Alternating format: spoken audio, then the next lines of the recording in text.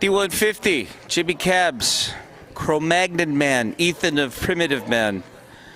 We're here at Union in Mid-City, Los Angeles, after a devastating and crushing fucking performance by Primitive Man. My question to you is when did all these attractive women start coming to your shows? Oh, I don't know, man. I didn't What's the notice. deal with that, man? I don't know. I didn't notice.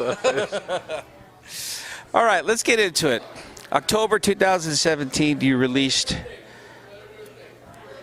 Caustic. This is the follow-up to Scorn. Much like AC/DC, I refer to your band as similar, where you know what you're going to expect with Primitive Man. But be that as it may, I was completely blown away by this record because it's beyond barbaric, beyond heavy. It's extremely brutal. How or where do you get what is Primitive Man on this record? Where does that come from? Man, usually I'll have an idea and I'll kind of bring it to the rehearsal room and we'll jam on it and just kind of get this shit going together. That's the Really? Like an idea? So what, you sit around and you say, I'm going to make this heavier, more barbaric, more brutal, more... we're always trying to write the heaviest stuff that we can. You know what I like about Primitive Man and what I like about this record is the fact that you're not reinventing the wheel. You know who you are, you know what you are, but yet this record is on a whole other level of heaviness, man. How is the audience, because you're on tour right now, how is the audience digesting this record? So far, pretty good. Yeah, right?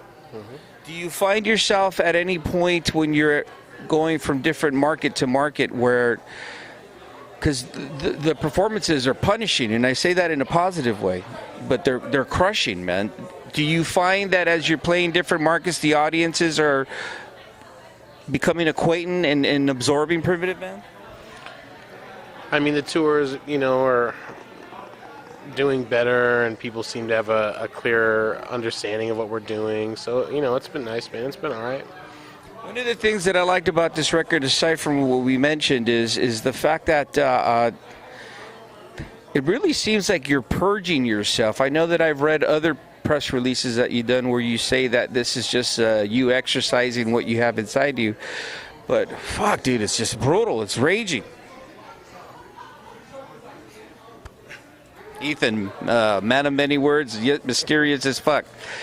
Talk to me real quick about the recording process of this record. When you went in there, you obviously already knew what you wanted to capture, but how is it that you're able to capture that power, that intensity that you have here on stage organically, but in the studio, it's a sterile environment?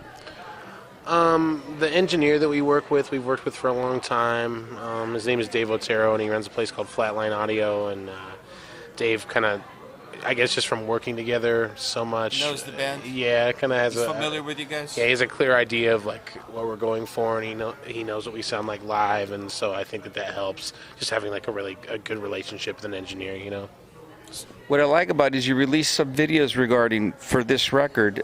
One of them, Sugar Hole. Fuck, dude, it's like a snuff film. Yeah, I guess.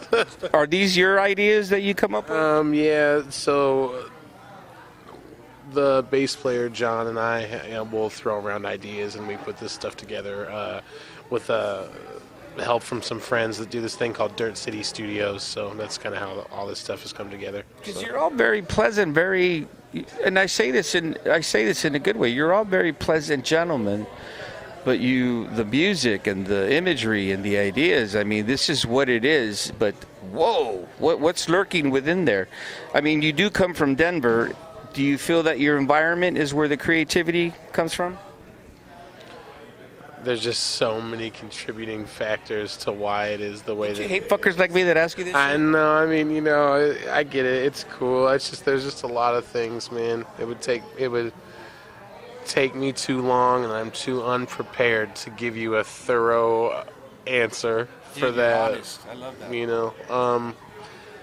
But yeah, there's a lot of things that inspire us to sound this way and write about the things that we do. And do you see yourself following in this realm of creativity for, say, future music? Yeah, I think that